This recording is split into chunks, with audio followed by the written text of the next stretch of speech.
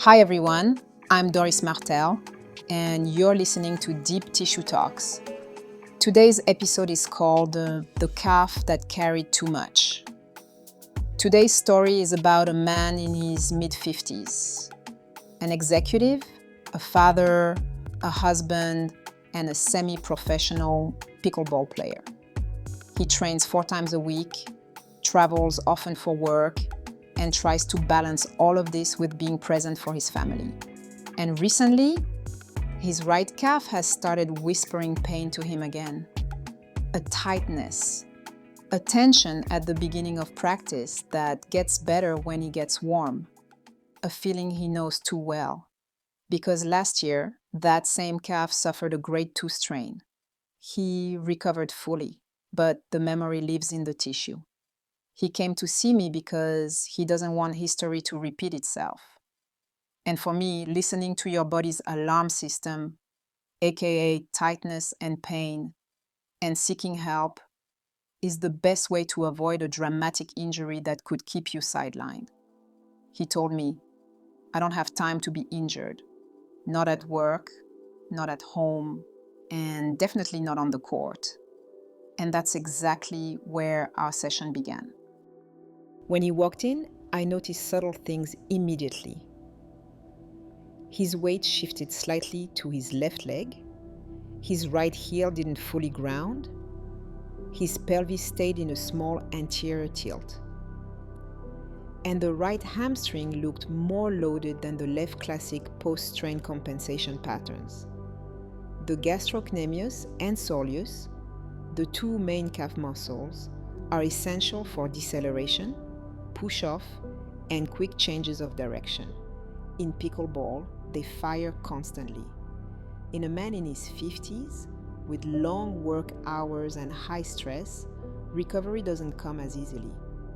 When I placed my hands along the back of his lower leg, I felt it immediately. Dense fascia, limited glide, a subtle protective grip around the old injury site. But what struck me most was actually above the calf. His hamstrings were working overtime. His glutes weren't fully firing, and his plantar fascia felt tight. That long line from the sole of the foot up into the calf was tensioned like a bowstring. I started exactly where the body needed me, above and below the pain, because pain rarely comes from its point of origin. Everything is connected, so I always investigate away from problems to understand where it really comes from. I began at the foot. Slow, deep fascial decompression along the plantar fascia, hooking the connective tissue and changing its plasticity to release the constant upward pull on the calf. Then the ankle, mobilizing the talocrural joint, freeing dorsiflexion so the calf could lengthen without fear. Then, above the pain, deep gliding along the Achilles tendon, slow cross-fiber work on the gastrocnemius head, myofascial tracing up the posterior chain, releasing the hamstrings and even the ischial tuberosity attachment. Gentle sacral decompression to unweight the entire line. All of this reduces tension, where the calf should never have to overwork. As the tissue warmed, I felt the first layer soften. But I also felt something else. A subtle tremor in the leg, that moment when emotion and muscle memory meet. And I knew we were entering the second layer, the somatic pain, the story underneath. So I asked him gently, when does this tightness feel the worst? He thought for a moment and said, honestly, at the end of a long work day, right before I head to practice. I feel rushed, like I have to turn into another version of myself instantly. I nodded. I see this in so many high performers. I asked him, what does pickleball give you? that your job doesn't. He exhaled deeply. It makes me feel alive, free. Like I'm not responsible for everyone. There it was, the emotional thread. The calf, symbolically, represents forward movement and propulsion. When it tightens chronically, it often reflects the belief, I need to keep going. I can't slow down. I have too much on my shoulders to stop.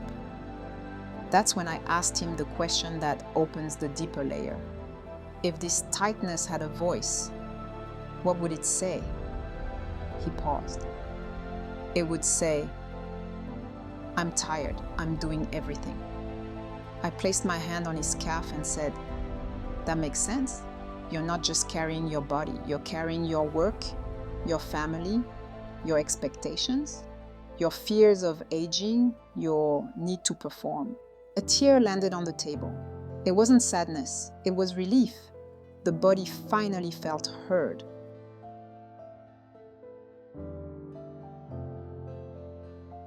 Now let's investigate the third layer, the spiritual, the energetic pain, what the soul is asking for. At the spiritual level, calf pain often appears when we're moving faster than our spirit can keep up, doing everything for everyone, afraid to let ourselves be supported, pushing instead of receiving, trying to outrun time itself.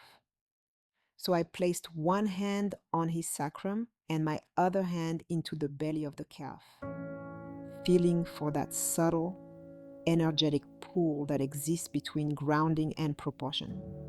I guided his breath downward, and I said, let your body feel what it's like to move from support, not from obligation. Slow breath in, long breath out. As he exhaled, the calf softened under my hand in a way it hadn't since the beginning of the session. A warmth spread through the muscle, the sign that circulation had returned, that the nervous system no longer felt threatened. Then I gently shook the entire lower leg, a rapid, rhythmic motion to reset the nervous system, just like animals do after stress. The leg released. Not because it was forced, but because it finally felt safe. After the session, I asked him to stand and walk. He took a few steps and smiled. He rotated his ankle, stretched his calf, and said, it feels like my leg finally belongs to me again. Then he said something even more important. I realize now, I don't have to outrun my life. I just have to move with it. That moment, that shift in understanding, that's what real healing looks like. This is the heart of the work I do. Pain is never just mechanical, never just muscular, never just physical. Pain is information, a message, a pattern asking to be understood. So if your calves always feel tight, if you're constantly pushing through your days, if you move faster than your body actually wants to, ask yourself, what am I carrying alone? What am I afraid will fall apart if I slow down? Where do I need more support? Because sometimes the body doesn't need more force. It needs permission. Permission to rest. Permission to breathe. Permission to stop carrying everything. Thank you for listening to Deep Tissue Talks. If this episode resonated, share it with someone who never stops moving. Because healing doesn't start with intensity. It starts with listening. Take care of yourself. I send you love.